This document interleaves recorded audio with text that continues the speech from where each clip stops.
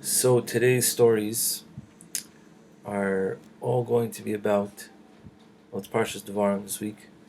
So in the back of the Devarim pamphlet, all these beautiful stories about how Tzaddikim sometimes will tell over stories, or Devarim Pshutim, or just regular things about this world, and inside and much deeper in the words are huge secrets of the Kabbalah and different shemis of Hashem, different very, very high inyanim. Meaning that they'll just talk about like the regular news, and really they'll be talking about very deep things. So read a few things over here, examples from different tzaddikim. One of them is a famous story, first of all, from the Baal Shem Tov, and how the Maggid of Mezrich came to the Baal Shem Tov. Talk a little about Sipurei Maisis from Rabbi Nachman and some other things. So let's go with this story today. So it starts like this. So the Maggid of Mezrich, who was a Lamdin Harif, and he was a Baki in all Shas, he heard about that the Baal Shem Tov, right? He heard about how the Baal Shem Tov was a very holy tzaddik, and everybody was going to him, and he was able to be poil with his tefillah, big Yeshuas and everything, right? He was wondering about it. He's like, I should go check this out, right?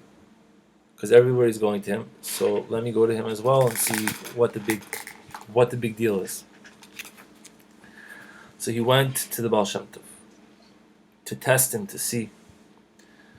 And right away, when he was already on the way to the Baal Shem Tov, he already started having charata. He already started regretting it because he couldn't learn as much as he would if he was in his house, because he was one of these guys who just learned all day. So he came to the Baal Shem Tov, and he thought that when he comes to the Baal Shem Tov, he's going to hear from him Torah. But the Baal Shem Tov just started telling him a story, how he was going on the way one time, and he didn't have any bread to give to the oral, to his non-Jewish wagon driver. And all of a sudden, a very poor non-Jew came with a sack of bread, and the Baal Shem Tov bought bread for him, and he gave it to the oral, and he told him other type of stories like this, stories that have nothing to do with anything.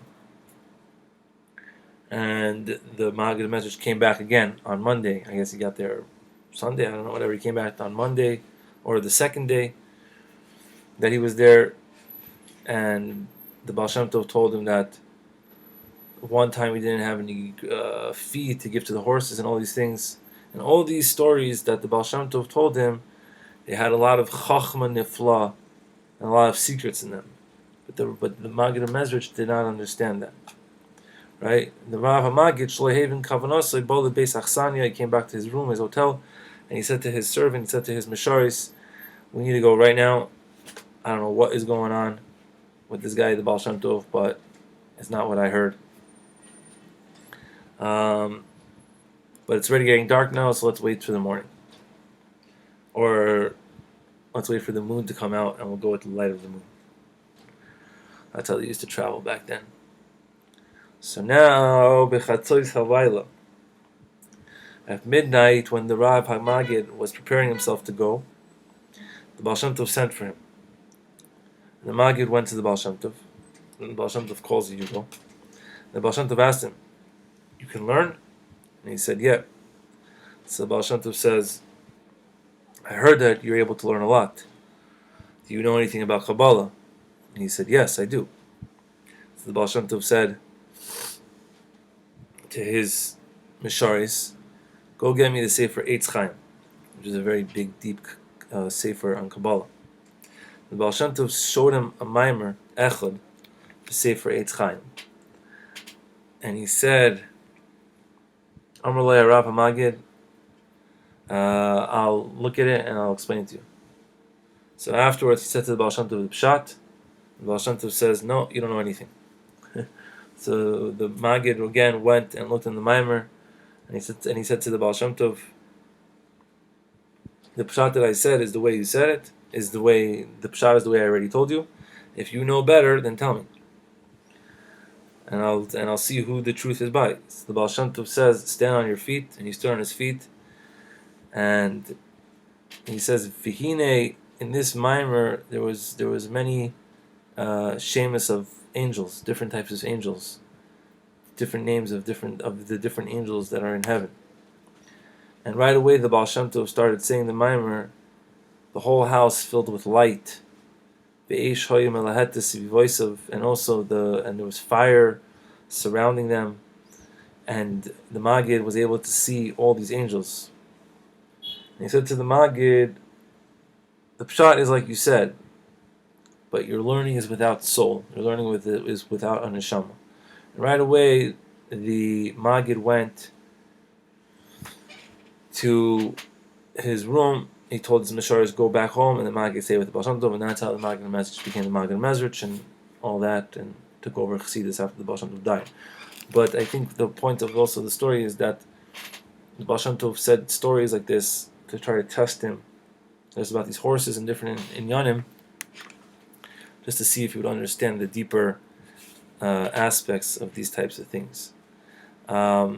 It also says the next story over here is talking about Sipurei Maisis from Rabbi Nachman, and Sipurei Maisis from Rabbi Nachman are all stories. That's actually what turned me on to Breslov in the first place.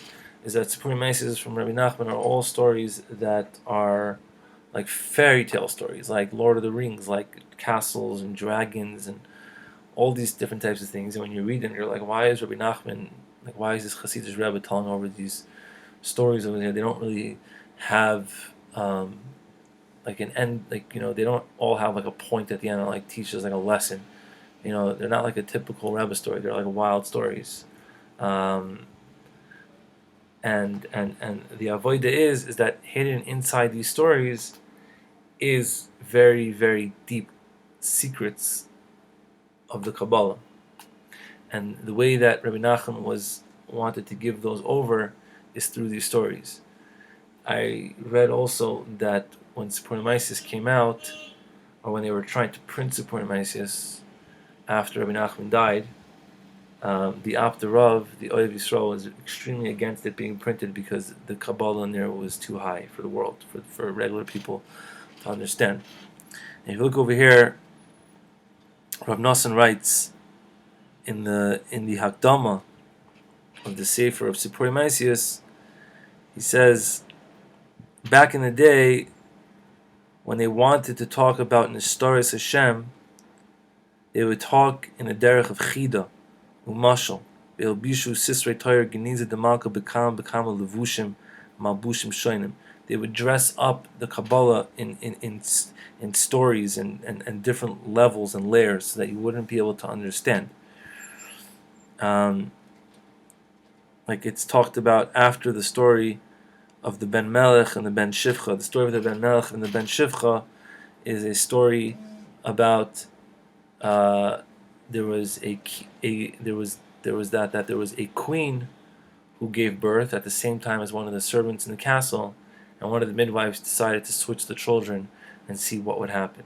And if you look in Likutei Halachos, Rav Nosson explains that story in extremely deep ways that have to do with the Shechina and different things and all these different things. So there was, in the olden days, in the Yom Kadmonim, when they wanted to talk about these things, when they wanted to talk about Kabbalah, they would talk about in these types of lashons with kings and castles and princesses and servants and different things like that, because that's how it was all done.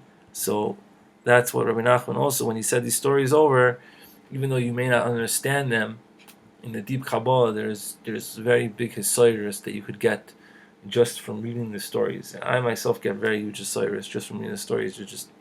They're very amazing. And then over here, let's just learn one last thing over here, which is very interesting also. A little bit more of an example of how they would talk about things, but really they were talking about very, very deep things. What's this one?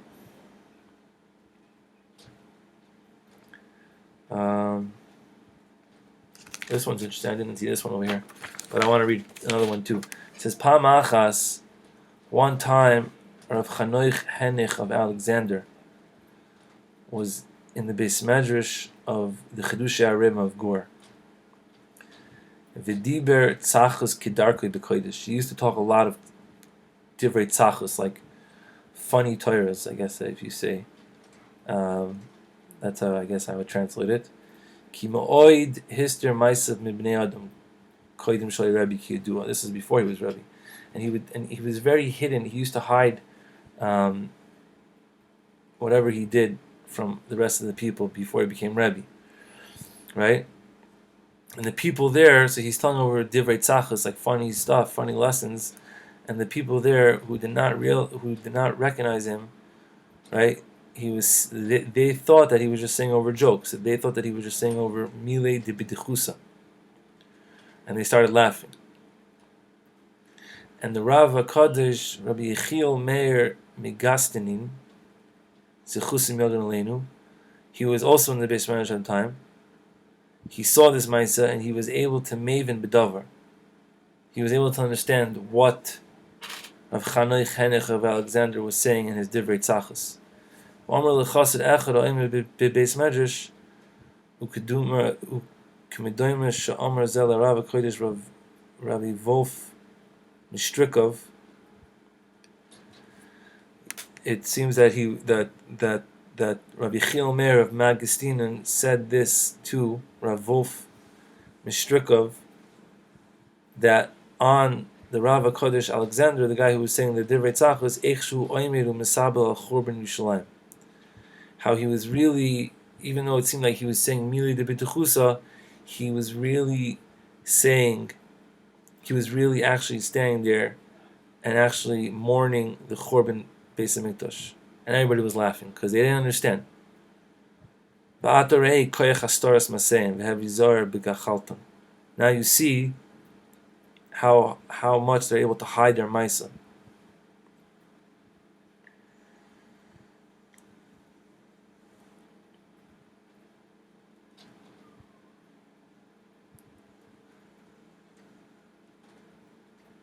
Whoa, dude, that's also crazy. This is, I didn't even read all these stories, but we're going to keep them reading because they're all so geschmack. It says, one time, Harav HaKadosh Ha'ari Debei Loi Zechusim Elenu Hechzik is Harav HaKadosh of Asher Yishum and Rapshitz Me'anshe Soidem Evinim Dav Matar Dover. Who's that, though? Who's Harav HaKadosh Ha'ari Debei Loi Zechusim Elenu held of Asher Yishayim Me Rapshitz Zechusim Elenu, from one of his secret men who understood things, and he spoke to him about Devarim HaNeroim Kipshutim Ma'oid, and inside them he would be master Kavanis and discoveries with Devarim Nistarim Ve'Elyonim. He would hide very high things in there. It says one time when they were on the way to a bris milah, he asked them a question. He says, do you also shave your horses? Do they have long tails? How many wheels do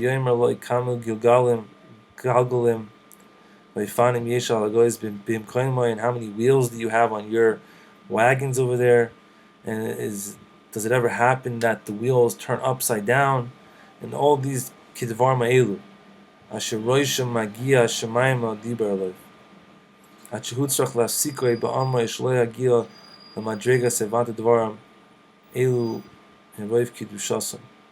told him to stop. I don't know who he's talking about. Who's the Rav HaKadosh Ha'ari Dibei Eloi? Who was talking to, I guess, Rav Asher Yishayim and Rapshitz about the wagon wheels and all these different things. So we see that there's also many lessons in the Likutei Moharan where there's a lot of stories, obviously, in the stories of the Gemara and in the stories of the Gemara. There's a lot of hidden, very, very big things. Menachem has many lessons on Rabbi Rachana's sayings, how they seem like crazy, far-out stories. Really, they contain some of the deepest secrets of the Torah. The one last one I want to say over here is this. It says over here, says over here, I think this is the Rav Yitzchak Isaac Mikamarna. Very deep also. He said that I saw my Moiri Doidi HaKadosh, who was the Teretz Tzvi of Zidchov, that when he was telling a certain inyanim from this world, from regular news from this world, or he was talking to people that came to him that needed a few things, different inyanim from this world, money, children, whatever. He would talk to them about regular things, but really he was saying very, very high avodas. Right? And a few times he even asked me to go and not to hear. He says, because since you understand these inyanim, you can't. I would confuse him, because by saying these simple things that are really high things, he was able to be mamshich yeshuas on all these people. Again, he continued. He says, also, I saw my Rebbe Hakadosh of Avram Yeshua Heschel Mimezhebush. At one time, I was standing in front of him, and he was talking with a certain widow, and I understood from his words that he was talking to her with chachma amuka, deep wisdom, and he was actually talking to her about the inyan of the Galus Shechina. Even though he was talking to her about her inyanim, really he was actually talking about the inyan of the Galus Shechina, of the exile of the divine presence.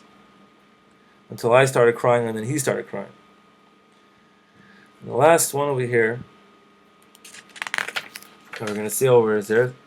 He said, I also saw by Rabbeinu HaKadosh Rav Naftali of Rapshitz, shall bechol devar of yichudim sichlios nefleis. Anything that he spoke, he was always doing big yichudim. He was making big tikkunim and shemayim, different things.